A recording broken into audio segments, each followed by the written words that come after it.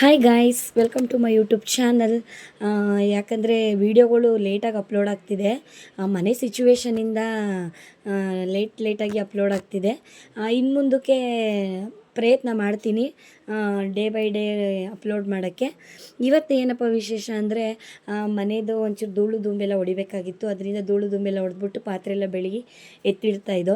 ಇವತ್ತು ಸಂಡೇ ಆಗಿರೋದ್ರಿಂದ ನಾವು ಎವ್ರಿ ಸಂಡೇ ಸ್ಪೆಷಲ್ ಮಾಡ್ತೀವಿ, ಬಟ್ ಯಾವಾಗಲೂ ಚಿಕನ್ನೇ ಮಾಡ್ತಿದ್ದಿದ್ದು. ಈ ಸರಿ ಮಾತ್ರ ಮಟನ್ ತಲೆಕಾಲು ತೊಗೊಬನ್ನಿ ಅಂತ ಹೇಳಿದ್ದೆ. ಅದಕ್ಕೆ ಅವರು ಮಟನ್ ತಲೆಕಾಲು ತರೋಕ್ಕೆ ಅಂತ ಹೋದರು. ಅವ್ರು ಬರೋದಕ್ಕೆ ಮಸಾಲೆ ಐಟಮ್ದೆಲ್ಲ ರೆಡಿ ಮಾಡಿ ಇಟ್ಕೊಂಬಿಟ್ರೆ ಬಂದ ತಕ್ಷಣ ಮಾಡೋಕ್ಕೆ ಸೊರಗುತ್ತೆ ಅಂದ್ಬಿಟ್ಟು ಎಲ್ಲ ರೆಡಿ ಮಾಡಿ ಇಟ್ಕೊತಿದ್ದೀನಿ.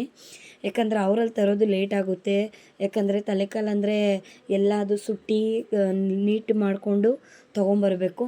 ಅದರಿಂದ ಹೆವಿ ಲೇಟಾಗಿ ಹೋಗುತ್ತೆ. ನಾವು ಮಸಾಲೆ ಅವಾಗ ರೆಡಿ ಮಾಡ್ಕೋತೀವಿ ಅಂದರೆ ಅಡುಗೆ ಲೇಟಾಗಿ ಹೋಗುತ್ತೆ ಅಂದ್ಬಿಟ್ಟು ಈಗಲೆಲ್ಲ ರೆಡಿ ಮಾಡಿ ಇಟ್ಕೊತಿದ್ದೀನಿ.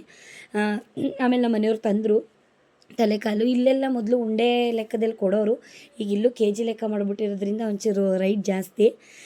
ಆದರೂ ತಿನ್ನಬೇಕು ಅಂದಾಗ ಏನು ಮಾಡೋಕ್ಕಾಗಲ್ಲ, ತಂದು ಮಾಡ್ಕೊಂಡು ತಿನ್ನಲೇಬೇಕು.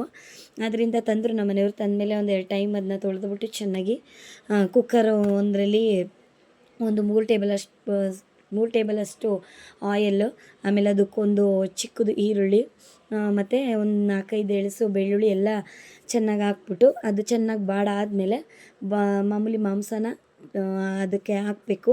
ಅದು ಹಾಕಿದ್ಮೇಲೆ ಅದಕ್ಕೆ ಒಂದು ಚಿಟಿಕೆಯಷ್ಟು ಅರಿಶಿನ, ಉಪ್ಪು ಮಾತ್ರ ನೋಡ್ಕೊಂಡು ಹಾಕ್ಕೋಬೇಕು. ಯಾಕಂದರೆ ಆಲ್ರೆಡಿ ತಲೆಕಾಲು ಇದರಲ್ಲಿ ಉಪ್ಪಿನಂಶ ಇರುತ್ತೆ, ಅದರಿಂದ ನೋಡ್ಕೊಂಡು ಹಾಕ್ಕೋಬೇಕು. ಇಲ್ಲಾಂದರೆ ಸಾರು ಪೂರ್ತಿ ಉಪ್ಪಾಗೋಗುತ್ತೆ.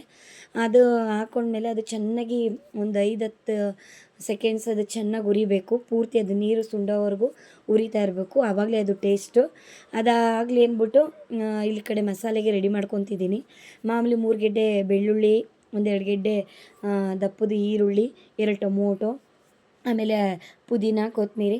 ಕಾಯಿ ಬೇರೆ ಮನೇಲಿ ಸ್ವಲ್ಪ ಇತ್ತು. ನಮ್ಮ ಮನೆಯವ್ರು ಬಂದಮೇಲೆ ಇನ್ನೊಂದು ಕಾಯಲ್ಲಿ, ಯಾಕಂದರೆ ಸಾಂಬಾರು ಹೆಚ್ಕೋಬೇಕಲ್ಲ, ಅದಕ್ಕೋಸ್ಕರ ನಮ್ಮ ಮನೆಯವ್ರು ಬಂದಮೇಲೆ ಇನ್ನೊಂದು ಅರ್ಧ ಕಪ್ಪಷ್ಟು ಕಾಯಿ ಅದಕ್ಕೆ ಸೇರಿಸ್ಕೊಂಡಿದ್ದೀವಿ.